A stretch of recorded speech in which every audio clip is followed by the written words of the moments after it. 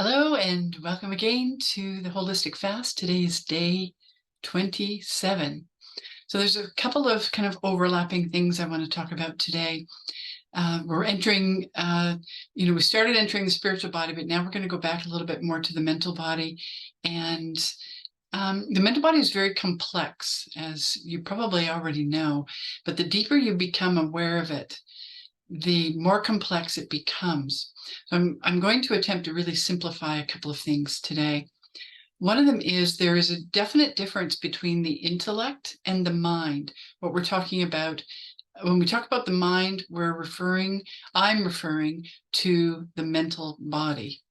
And that mental body has many, many layers within it. One that we've talked about is the entrance from the emotional body into the mental body, whereby we begin to see the dualistic programs that are present there individually and eventually collectively. We'll begin to see those dualistic programs that we have as a mass collective of human consciousness. But there's much more layers to it as well, of course. And the physical, emotional, mental, and spiritual aspects that we're talking about in this fast all overlap and interconnect with each other. We see it like a sphere. We see it, as a movement within a sphere, and they're always interconnected and they're always affecting one another. The physical affects the emotional, mental, spiritual aspects. So you get my point. We're always, whatever level we are looking at or attempting to focus our attention on, we recognize that all of those other components, all three of the other components, are present within every single aspect. So I want to make that clear. So today, there's a couple of reminders. So it's kind of a reminder day to limit or decrease severely the amount of externalized attention we're giving to screens. Now, I've listed a few on the post today, and just as reminders of ways, the scrolling has an effect on the eyesight, which goes into the brain. It's all a programmed agenda, for lack of a better word.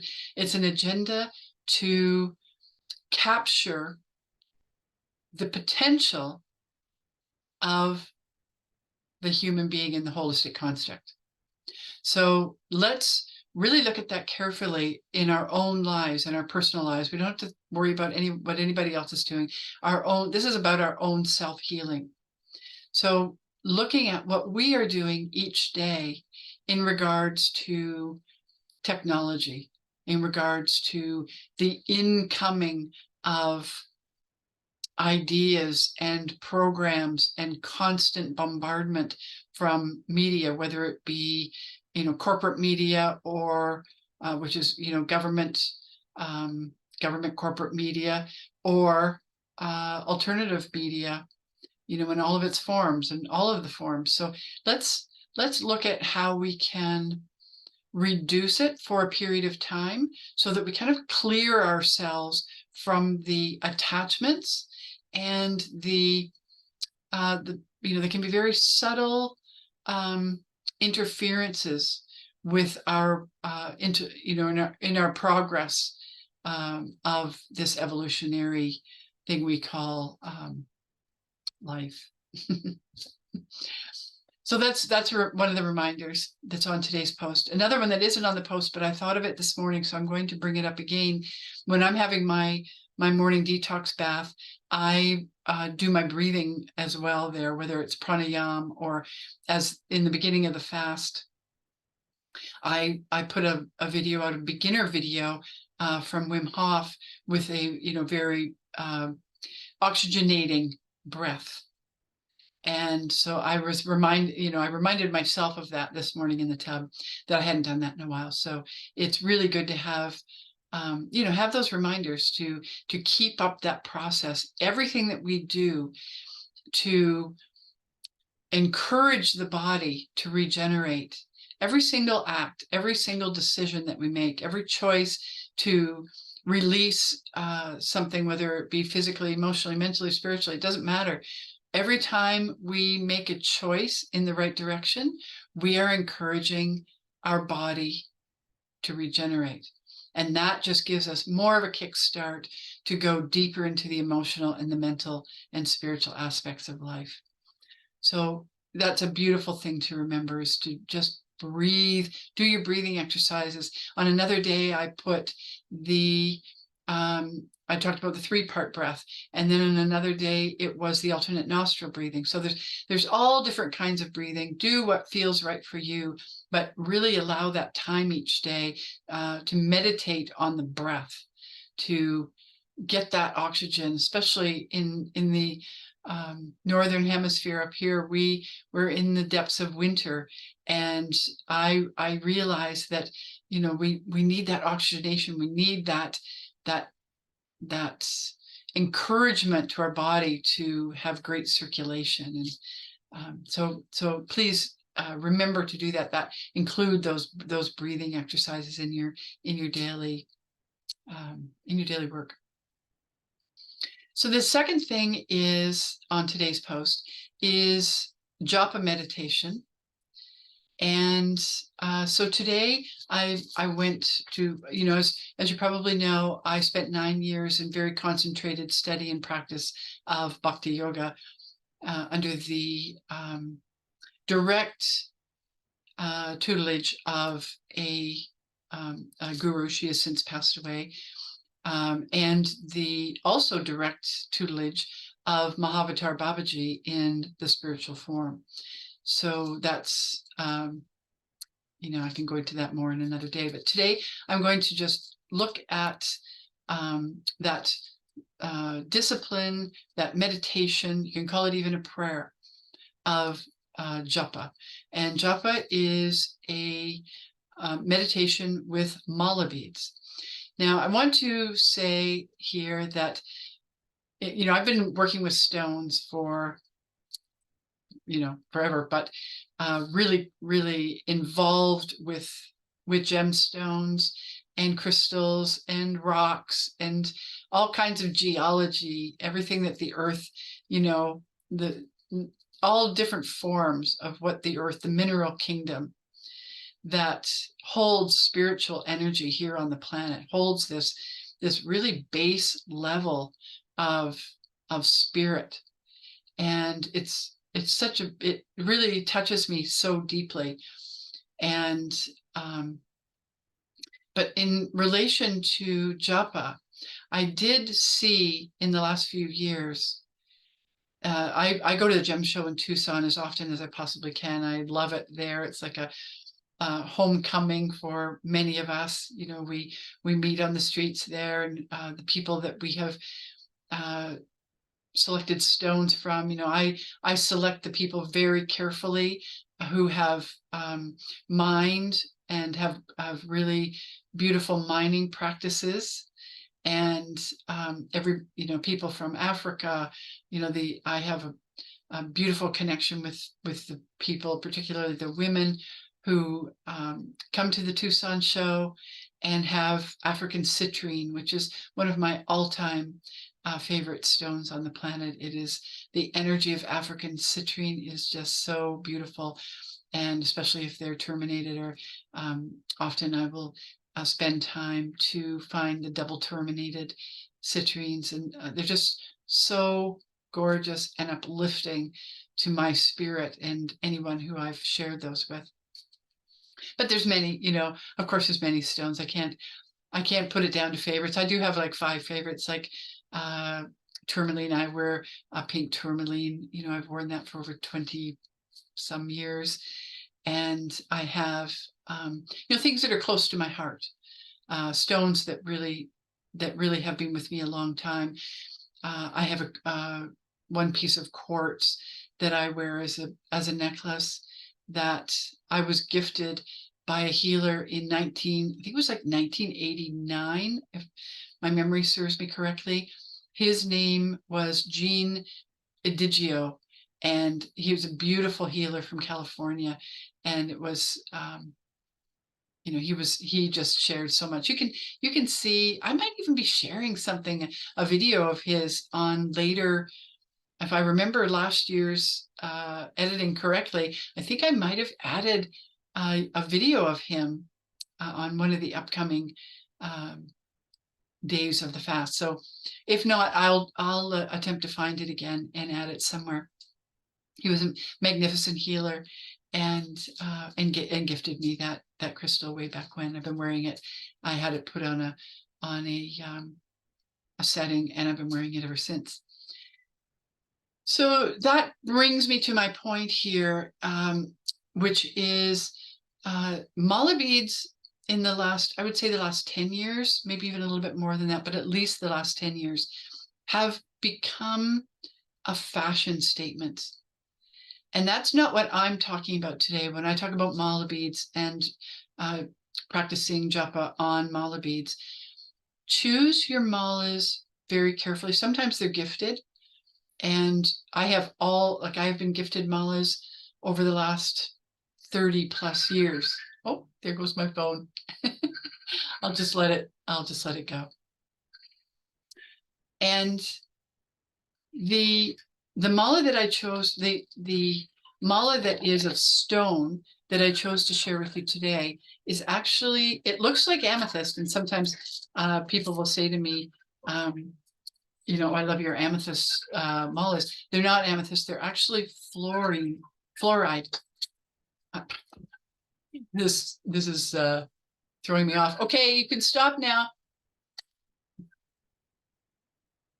So this is what they look like.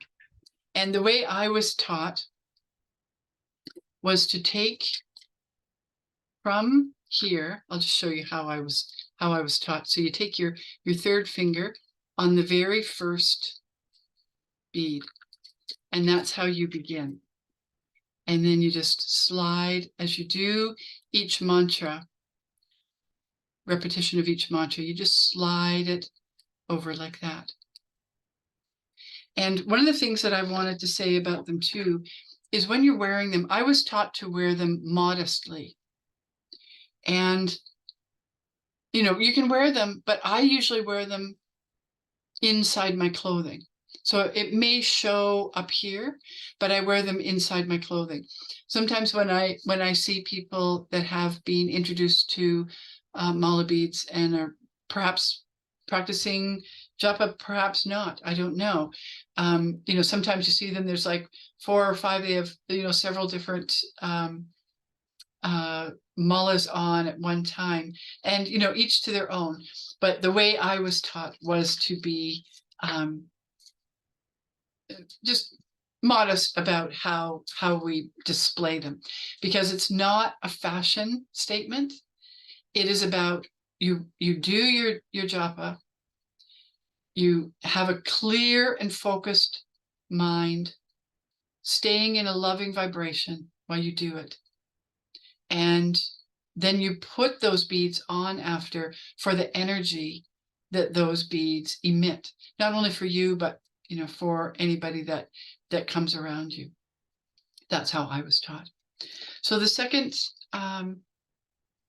malas, these are sandalwood. I've had these for 30 plus years. And sandalwood, unfortunately, because of the harvesting, mostly for the oil, the sandalwood from India has been greatly reduced.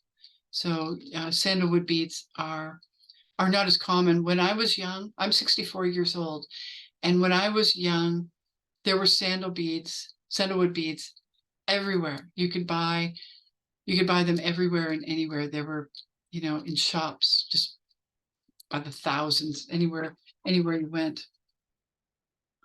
The third one that I'll share with you is Rudraksha beads. Rudraksha beads are seeds, and they're traditionally used in yogic practice for japa. So those are the three that I wanted to share with you today. I think I'll use I did put on today's post, there is a meditation with, I better not say, because I've switched things up recently. So you'll see the meditation, and there's 108 repetitions of the Gayatri mantra that I have put on today, on today's post. So you can look at that. Doing 108 Gayatri mantras is a very, very, very beautiful thing to do. We do it in the Bhakti practice, in that devotional, loving practice. And it also has a side effect of focusing the mental body, focusing the mind. And that's really important.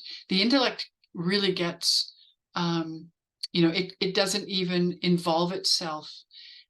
We go straight into the loving focus, and the intellect falls away. So those constant like thought processes or worries or whatever is in that intellect that is a distracting factor, then that really gets pushed out when we focus in a loving intent doing mantras. So today I thought I would just do a quick, maybe I'll do 3 Gayatri mantras just as a just as a demonstration, really. So, and then you do your own practice. Have your own little space. It's really beautiful to have the same space. Keep it very simple, very, just have a little pillow. Keep your spine straight. I like to do it with my eyes closed, but it doesn't always have to be that way. Lighting a candle and having, something, this is, considering it's indoor. If it's outdoor, be within the trees, be on the ground, and really, really connect in that, with that loving energy with the earth. So.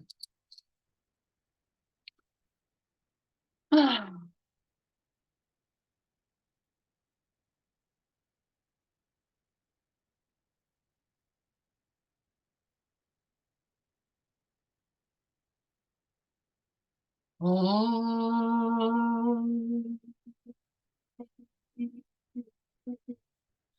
Bhurбhuva Swaha Tatsaviturvarenyam Bhargo Deva Shakti Mahi Dio Yonak Prachodayat.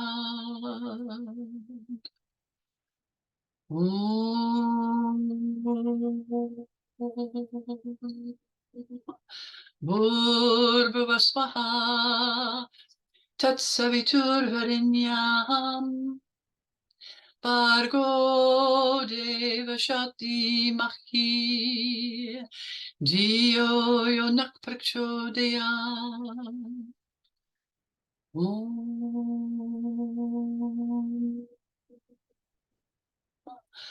Bhurбhuva Swaha Tatsaviturvarenyam Bhargo Deva Shakti Mahi Dio Yonak Prachodayat. Om.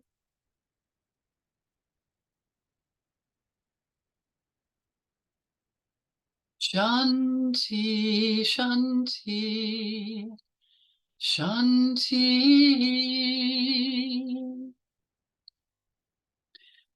So in the post today, I go through the different lines of the Gayatri mantra, and I give definitions of what the words mean, of the Sanskrit words.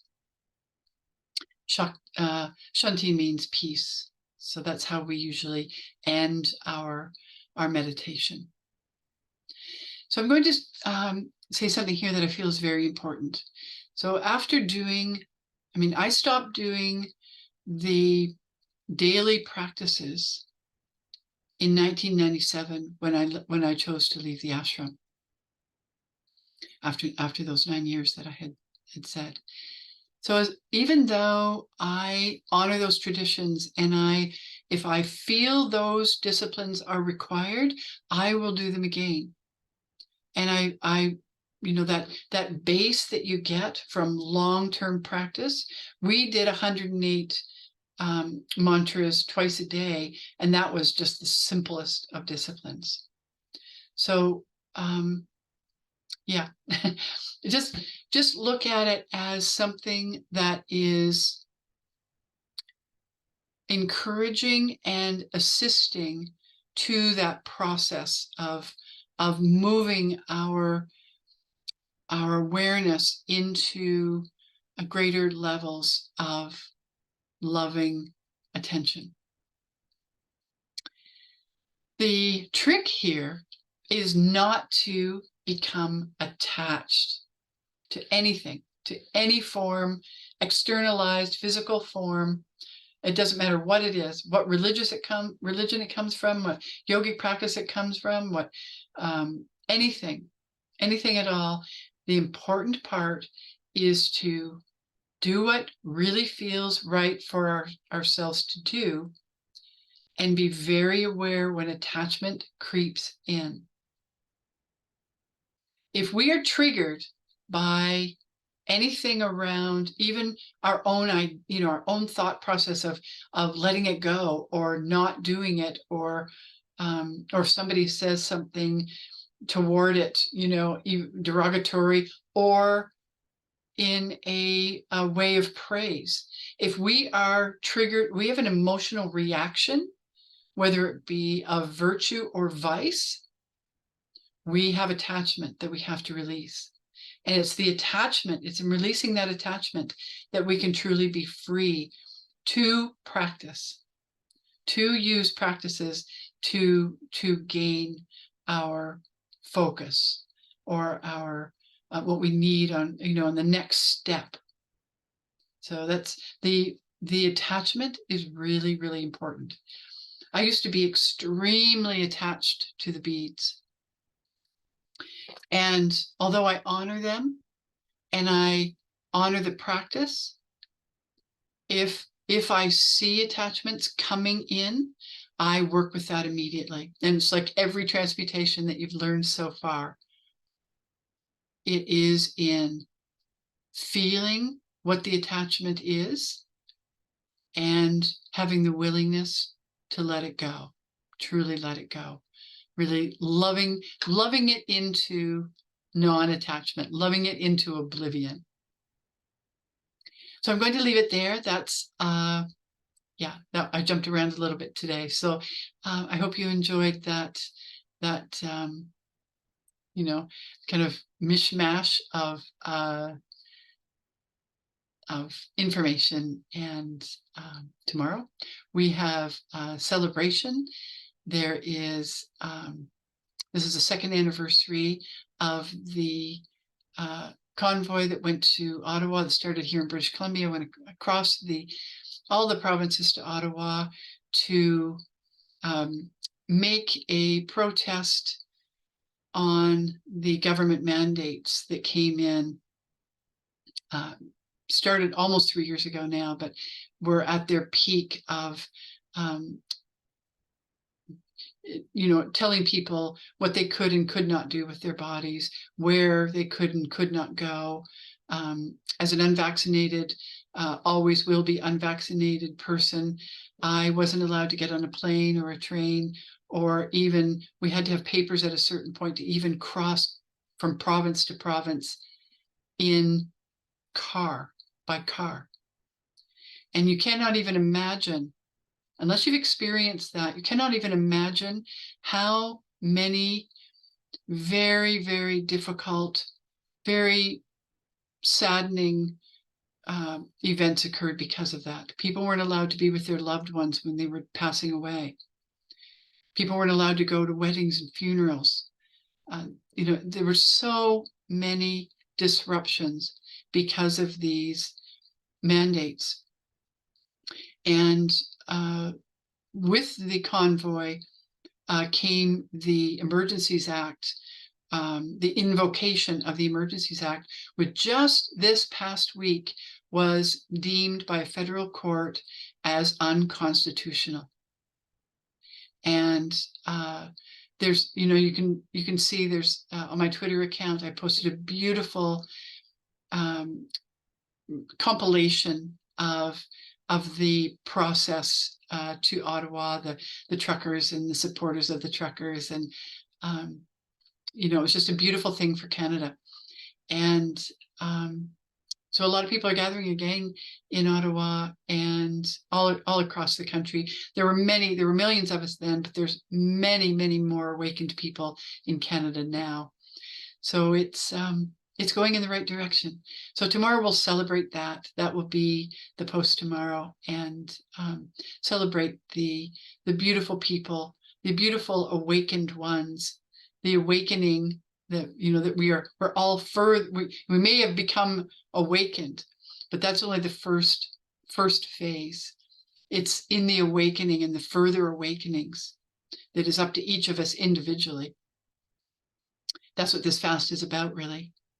And that has, it's really, really had a morphogenetic effect on Canada. So let's